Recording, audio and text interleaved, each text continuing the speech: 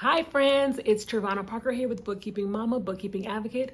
As you guys know, I am a bookkeeping mama and I'm your bookkeeping advocate, just helping us on the journey to help our families to avoid generational paycheck to paycheck living, or worse, generational poverty. So today's topic is reconciling accounts. I know that it's not in order. This is really like one of my first actual bookkeeping videos. But two of my daughters asked me questions about reconciling accounts. One of my girls is working to be a bookkeeper and the other one is working to be a business analyst. And so we were talking about reconciling accounts and I figured why not go ahead and do a video. I will just get right into it. Before I do though, if you like the content of the videos, please like the channel, please subscribe to the channel, please leave a comment. That really does help to boost the channel so that more people can see the videos. Hit the notification bell so that you're alerted anytime I upload a video. As you know, I am on a journey to help us protect our families, nix our mortgages, defeat our debt, tame our taxes, make more, and live free. And of course, bookkeeping is a really good way to make more and live free. There are so many options and the need is there. So not a lot of competition because everybody has a need for it and there are so many businesses that can use your services. So when it comes to reconciling accounts, I took some notes, so I'm gonna be looking over here just to look at things. But one of the first things we want to talk about is what it means to reconcile. So the definition of reconcile, the gist of it is to make friendly, to harmonize, to make consistent with. So anytime we're reconciling accounts, we're going to make sure that they're friendly with one another, that they're harmonized with one another, that they are consistent with one another. Now, for those of us who are old enough to remember banking before online, and those of us who still do this just because it's habit and it makes sense, reconciling is really just balancing a checkbook. It's really just like that, taking care of your check register. Nothing too fancy, just making sure that everything is balanced out. Because the thing is, when you have a business, and I know some of you are going to be here because you're doing bookkeeping for your own business. Some of you are here because you're doing bookkeeping as a business. But the gist is, when you have a business, the bank is going to be keeping detailed records of the transactions, and then you're going to be keeping detailed records of the transactions. That's just a good security feature. So when it comes to reconciling, step one, what you're going to do is you're going to gather the bank's detailed list, which is going to be like a bank statement. And then you're going to have your detailed list. Now that can be however you've been keeping those books.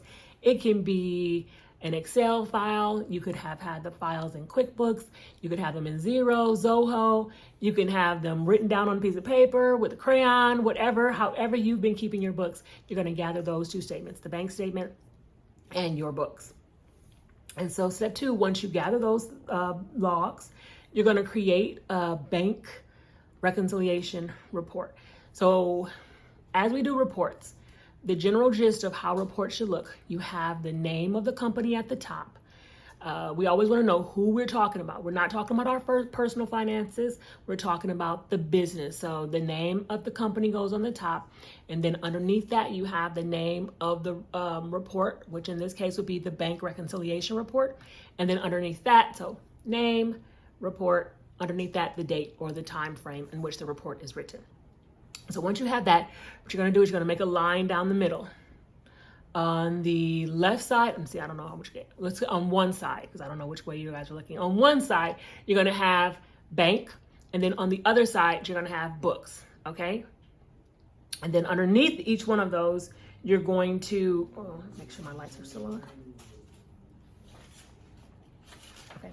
Underneath that, you're going to put on each side, unadjusted balance. Now, these are obviously not going to be the same numbers, because if they were the same numbers, we wouldn't have to do this task, right? We wouldn't have to do this exercise. Unadjusted balance.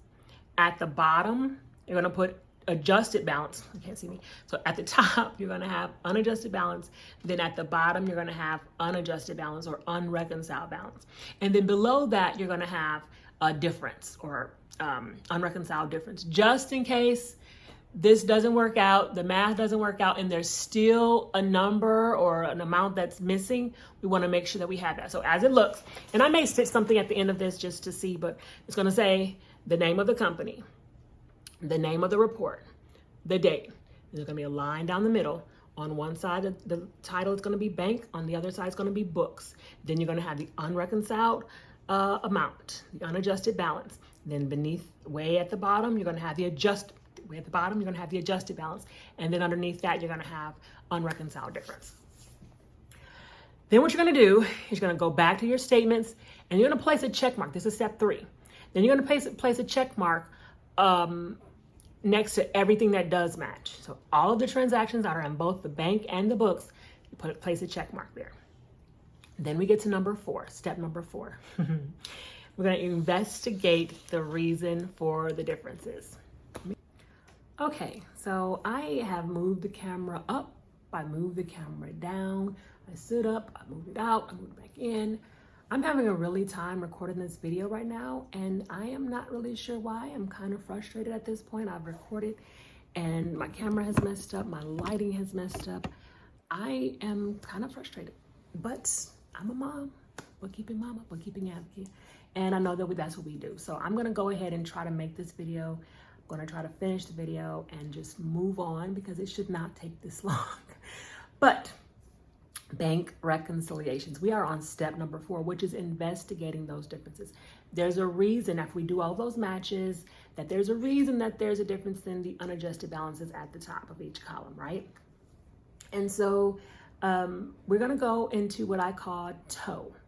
Yes, that's TOE. I know it sounds crazy. I couldn't come up with any other acronym while I was trying to teach them or trying to get them to remember.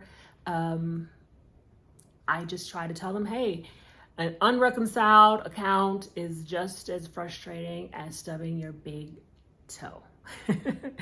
I know it's lame, but that's, as a mom, we do what we have to do.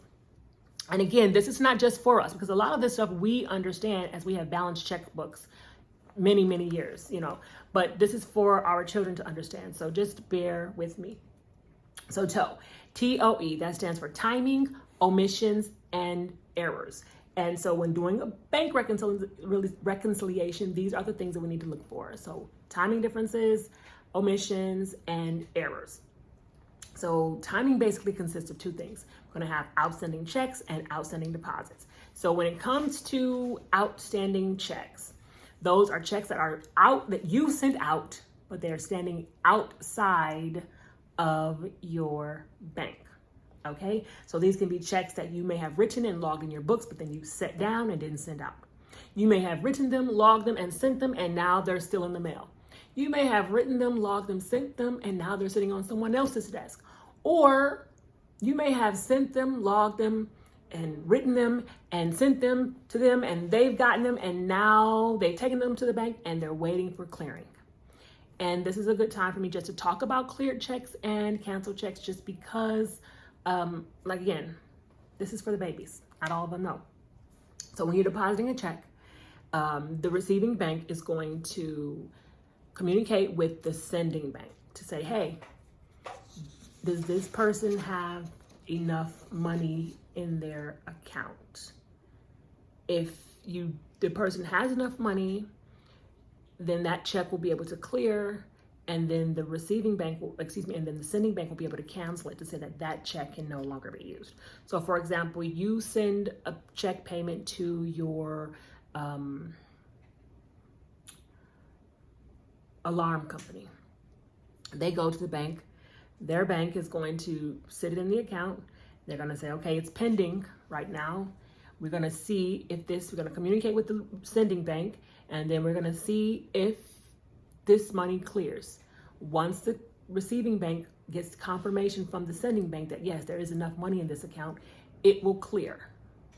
The check will no longer be pending in the alarm company's bank, and they'll be able to use it. Well, the sending company will then be able to cancel that check and say this check item can no longer be used. Okay, so when we see a cleared check, and we're talking about cleared checks, and we're talking about canceled checks, they're pretty much of the same status. All right. Again, this is for the babies. We want to teach it to the babies. This is something that they need to know, especially as they take these classes, because what I found is that my daughter, who's taking the accounting class, there were a lot of these terms that they just assumed that people understood, and they did not. So let's get back to reconciliation. outstanding deposits or deposits that are standing outside of the bank. You send out and they're standing outside of the bank.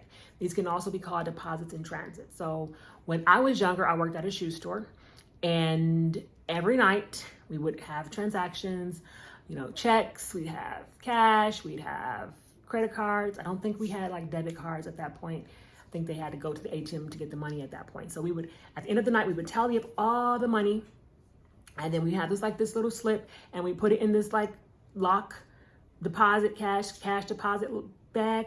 Then we walk it over and we pull down the thing and put it inside the bank account of the bank, and then they would get that information when they got that information. Now, the bank was already closed by the time the shoe store at the mall closed. And so anything that we put in there, we had it in our books, but it was not at the bank. And so if they had cut a statement for us earlier that day, then that information would not be in the bank. And so that's the idea of a deposit that you sent out, but it's standing outside of the bank. And that can be with credit cards as well, because we think they're instant, but the banks will give time for the credit card statements to clear. So that's the T. It stands for timing differences. Those are things that we expect to go through eventually. They're just not at the same time. And then the O stands for omissions. And this represents all the things that you have omitted from your books. And this is where we're going to find the bulk of the transactions that are not balancing out with the bank and the books, okay? So for example, you may have a service fee. So your bank charges you a service fee every single month.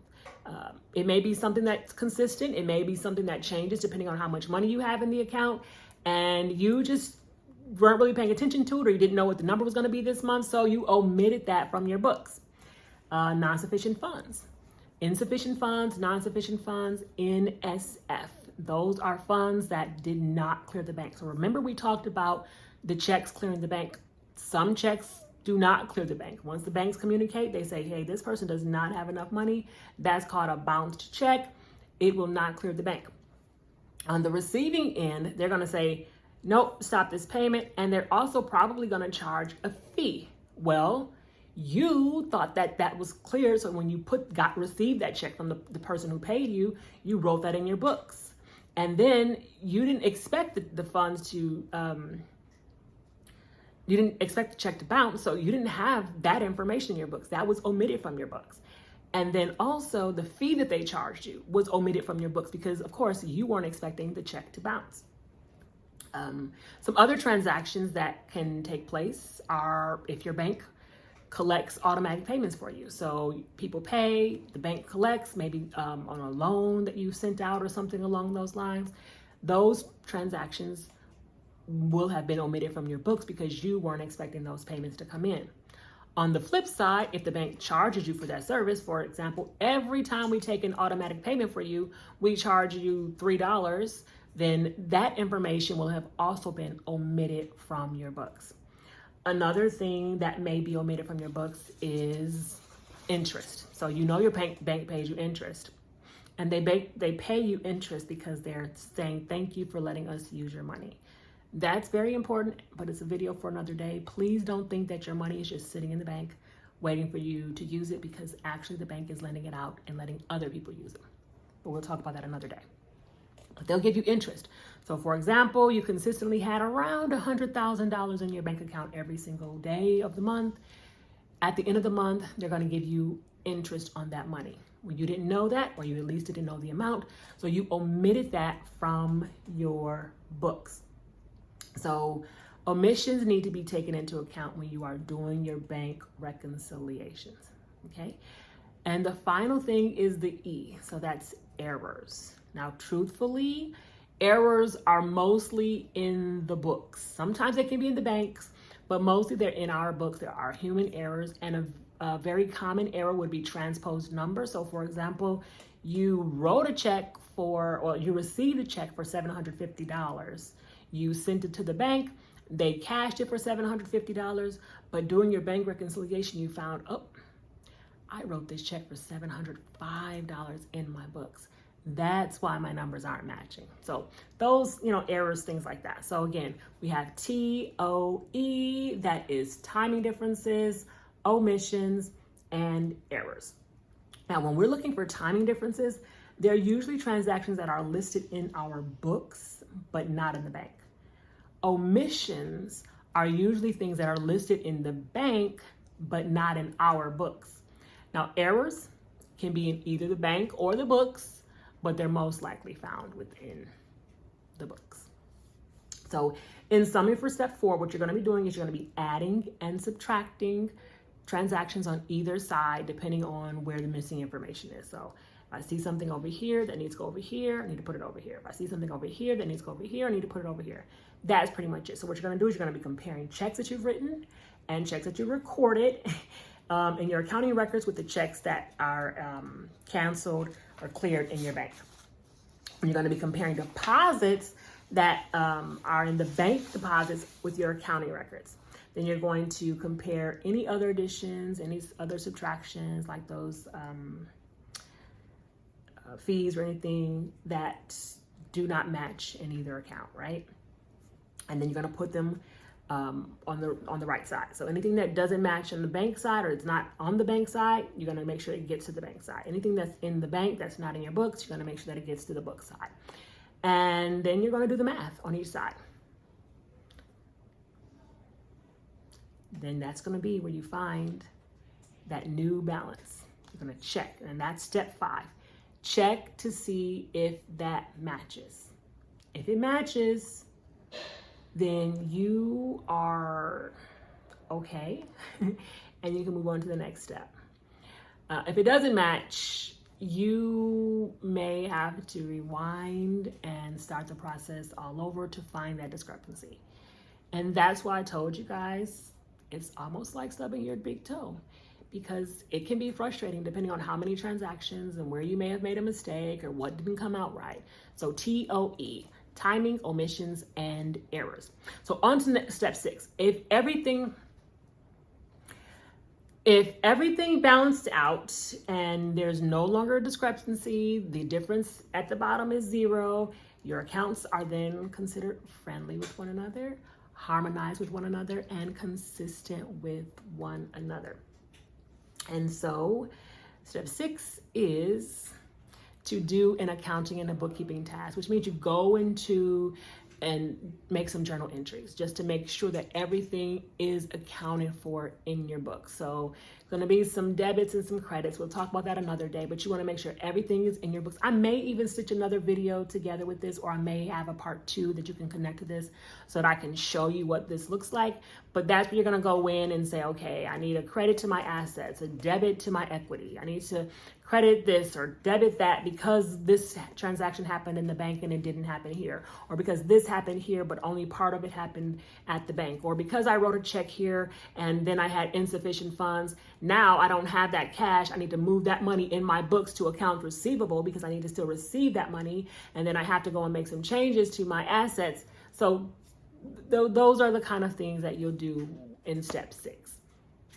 And that's really seriously consider bookkeeping, as opposed to just, hey, we are going here and balancing a checkbook.